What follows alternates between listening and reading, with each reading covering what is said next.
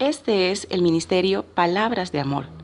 Deseamos que las dulces palabras de amor de Dios sean escuchadas en cada una de nuestras enseñanzas. A continuación, escucharás la serie de estudios Y dijo Dios. Bienvenidos.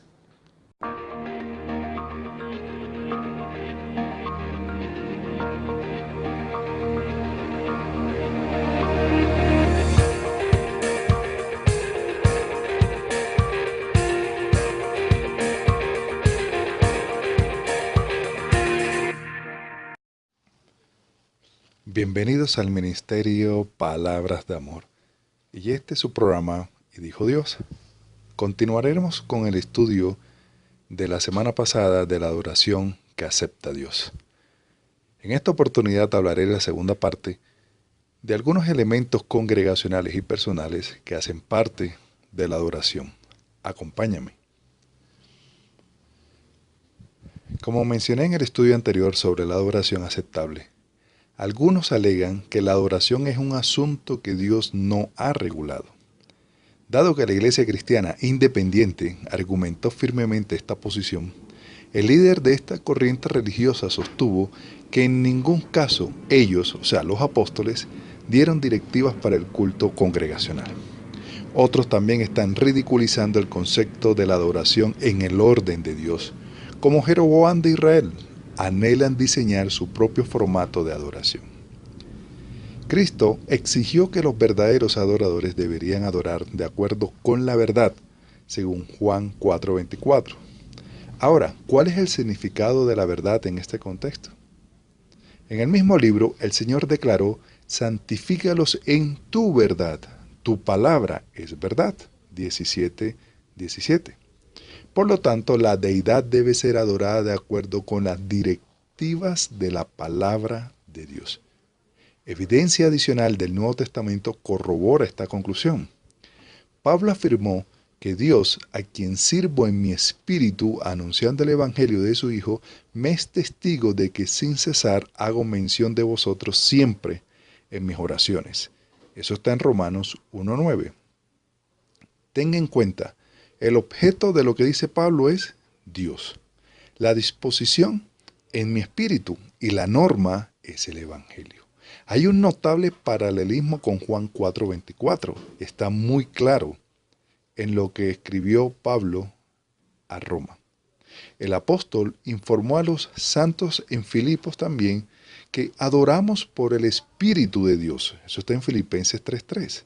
Lo que equivale a su dirección a través de la palabra de la verdad, según Efesios 6:17.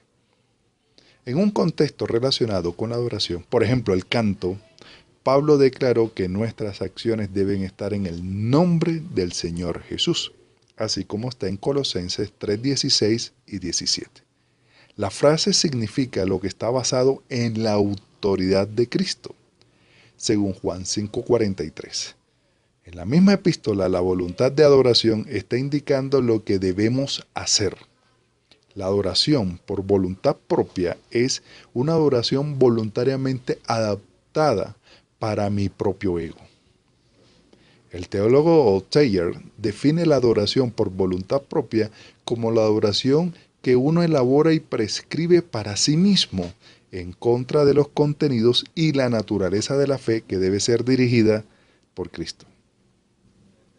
Generalmente se admite que la iglesia del primer siglo participó en varios actos devocionales en la asamblea del Día del Señor. Se observó la cena de la comunión, como lo establece Hechos 27. Se pronunciaron oraciones, cánticos y se tomó una contribución según de 1 Corintios 16:2. También se hizo la enseñanza que incluía leer las Escrituras, según Colosenses 4:16, y la proclamación de la palabra, según Hechos 20:7. Todos estos elementos hacían parte de la liturgia que se hacía en la iglesia primitiva. Vamos a abordar no todos estos elementos porque es muy extenso, pero sí vamos a abordar uno de ellos. Ahora, consideremos el patrón divino que es regular la adoración. Debemos recordarnos que nuestra adoración, para que sea aceptable, debe ser autorizada. No debemos hacer lo que no hemos sido autorizados a hacer. Eso está en Levítico 10:1. No debemos ir más allá de lo que se ha escrito, 1 Corintios 4:6. Y debemos permanecer dentro de la doctrina de Cristo según 2 de Juan 9. Esto nos indica que tenemos un patrón muy claro que está escrito en la palabra del Señor y autorizado por el mismo Señor. Hablemos un poco de la Cena del Señor. Con referencia a la Cena del Señor, hay varios ingredientes vitales. Primero, los componentes de la comunión consisten en el pan y el fruto de la vid. Eso está escrito en Mateo 26, del versículo 26 al 28. Cuando los mormones sustituyen el agua por el fruto de la vid, lo hacen sin la autoridad divina, por lo tanto, están equivocados. Aquellos modernos que alegan que no sería un pecado tener carne, papas, pasteles, helado o cualquier otro alimento saludable útil en la Cena del Señor, simplemente han abandonado el respeto por la autoridad de las Escrituras. Cada vez nos hacemos llamar modernos o hacemos las cosas en un tiempo modernista y lo que hace es apartarse del verdadero fundamento de las Escrituras. La celebración de la comunión se llevará a cabo el primer día de la semana, eso lo dice Hechos 27. No tenemos autoridad para alterar el día, sin embargo, algunos han sugerido que es permisible observar la comunión el miércoles u otros días de discreción de la iglesia. Quiere decir que el líder de la iglesia, llámese pastor, llámese evangelista o maestro, decida cualquier día y de esa manera se va a tomar la Cena del Señor. Pero al participar de la cena que conmemora la muerte de Jesús, el domingo que conmemora su resurrección, se preserva la conexión íntima entre estos eventos históricos. No tenemos la libertad de ignorar el precedente divino y divorciarnos de estos dos eventos. No es como me parezca, no es como yo lo sienta o lo piense.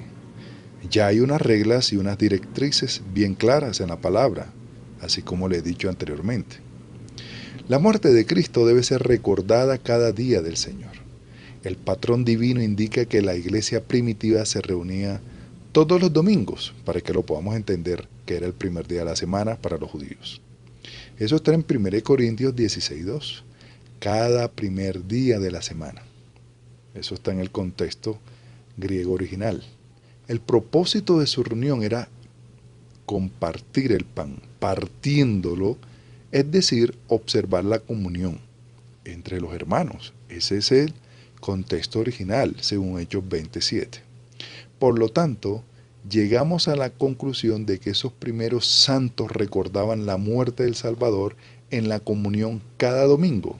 De hecho, ¿dónde está la autoridad para reunirnos todos los domingos sino para observar la comunión con esa frecuencia? Por eso nos reunimos los domingos.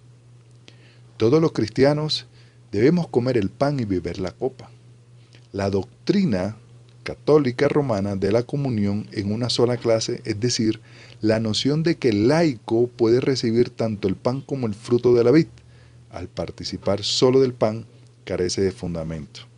Jesús dijo, todos vosotros bebáis. Eso está en Mateo 26-27. Estas costumbres tradicionales lo que hacen es que se comparte el pan, que es la hostia, pero no comparten el vino. Si nosotros nos remontamos a Mateo 26-27, claramente el Señor está hablando de que no solamente comamos del pan, sino que todos bebamos, porque estamos recordando el sacrificio del Señor Jesús. Entonces no podemos delimitar lo que el Señor ha establecido en su palabra. Otro elemento importante de la adoración es cantar alabanzas. Al abordar la parte del canto de nuestra adoración, debemos observar que el Nuevo Testamento es bastante específico para delinear los deseos del cielo. Un pasaje puede servir como la base de nuestro análisis. Lo que vamos a hacer ahora es tratar de interpretar un poco más lo que dice las Escrituras con respecto a los cánticos o las alabanzas.